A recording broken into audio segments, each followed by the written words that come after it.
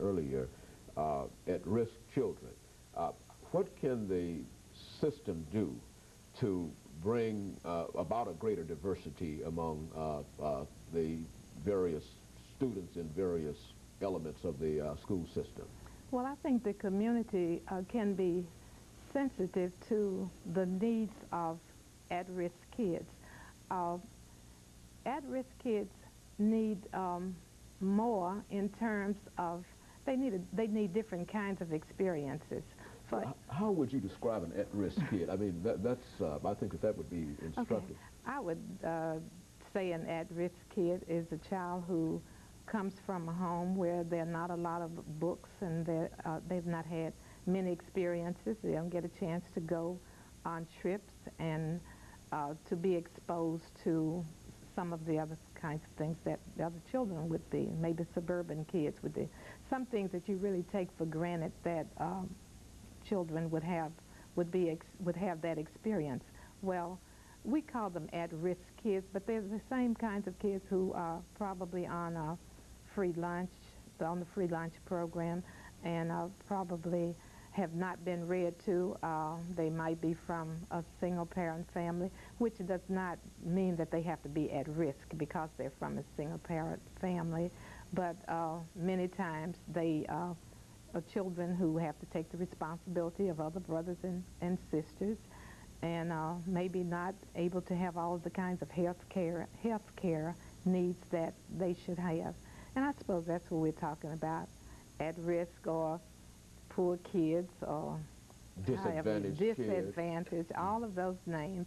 We're talking about the same kinds of kids who need to have, who should be entitled to all of the educational opportunities that any of the other children are. And then this gets back to parental involvement. Now we talk about suburban schools, or schools where parents can afford to give the schools a lot of support.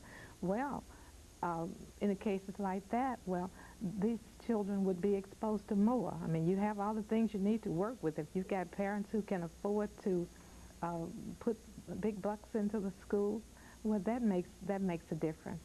And then I guess we have to talk about discipline and violence in schools where you don't have a lot of extra resources, for instance, art and music and drama and many extracurricular activities. These are the kinds of things that will help children to see themselves, will see role models or see themselves as being somebody else other than the people that they see on the streets every day. Very good. Resources, Dr. Hawley, and I think most of the things that Mrs. Vinson mentioned can be sort of summarized in terms of financial resources in a real sense.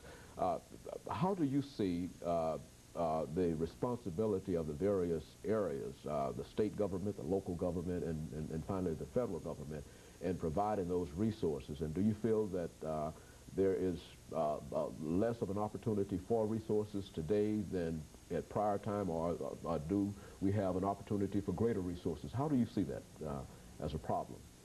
I think one of the central problems in American education is that we have so decentralized the funding process that we have introduced enormous inequality. Again, we compare ourselves to other nations in achievement level, but we are the most unequal of all industrialized nations in the funding of our schools. So that implies that both the state and the federal government have to take more responsibility for funding, to expect that a small town with no tax base can provide the same quality education even with state funding. I mean, you just say it out loud, you say that doesn't make any sense.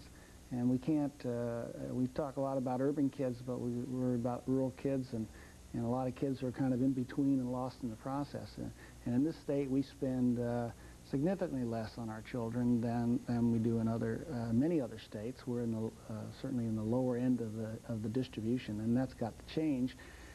And but basically, the answer is that it really is the responsibility of the people, and it comes back to something Ms. Vinson said earlier, and that is, unless people really do believe that education will determine what the quality of life will be in America, really believe that, In a way, I think we don't really believe it. We say it a lot, but we don't. Then we're not going to get those changes. We're simply giving lip service to most of these ideas. It kind of rolls off the tongue, you don't say about it. But if we really believe in education, employers would pay attention to how well kids do in school. Parents would say, well, would start talking about how much time is my kid watching television. There's a whole set of things that we could just look at. We have low expectations for our kids, and they have low expectations for themselves. I think in terms of employees and performance of students in school, I think it has been demonstrated that when our students perform poorly, that they also make very poor workers. Now, what can we do in view of the fact, and since we're talking about resources and funding, in view of the fact that we've had such a difficult time here in Nashville trying to get a budget that would carry out some of the proposals and some of the aspirations, really, of the school system, what can we do to encourage people and to convince people of the importance of funding and providing resources at this particular juncture? First, I would like for you to talk about that, Ms. Spencer. That's an easy one. You take that one. I mean, that's really the easy one. Well, that gets back to what all of the reform movement is all about. You know, all of these studies that are being done. Well, people are beginning to see, the public says, well, teachers have got to be accountable, and that's playing, and that means that, you know, you want to know what you're doing. You want to have ways of measuring what the teacher's doing to help the kids be successful. I think when we come up with accountability and assessments of teachers and funding, well, finding ways that we can get money. I guess it goes back to, we've said respect many times, but I think education, you know, the public just doesn't think very much of teaching profession, and it's because the children, I mean, we're all compared, not only the students, but the teachers too, are compared to teachers in other places. So, I don't know, I would just say that we have got to get involved with the parents, and when I say involved with them, making parents feel free to come to school. I mean, more like a partnership, or not just coming when the child is in trouble. Teachers have got to get involved in community services, into politics, and this might be something kind of, we've got to get involved, and you've got to let people know that you know more than just what you're doing in the classroom. You've got to become a part of the total community, and this is how you gain respect. So we can get on television and sit on boards and help make important decisions that govern our city. And then you've got to be able to have your hands in the pots around, you know, to know who pulls the strings. And I think that's how that we can get the public's, we get involved in having the public to know that we really mean business about the education reform movement. Very good. Let me add to that, if I may. If parents had supported the tax increase in this city, it would have passed. I don't mean just did they vote for it, but did they work for it? And the answer is they didn't. And the question is, why not? In fact, if you look at the vote in this city, where the vote was more or less favorable compared to others, it had nothing to do with income. I mean, it wasn't that the rich folks were protecting themselves from the poor folks. It was that we just, or that where the kids weren't, etc. It was just this general sense that it doesn't make a difference. And I think we've got to realize, and the business leaders are beginning to speak out and make this clear, and political leaders have got to do the same thing, and I'm afraid that was missing in this last campaign. But the world is fundamentally different than it was even 10 years ago. And it's not, I mean, you can look at reports of good old conservative organizations like the Chamber of Commerce or the Hudson Institute or what have you, and they're all coming out with the same story. If 12 years ago you dropped out of school, you had a chance to have a decent living. Today, the high school dropout today is going to earn 50% less than a high school dropout 12 years ago.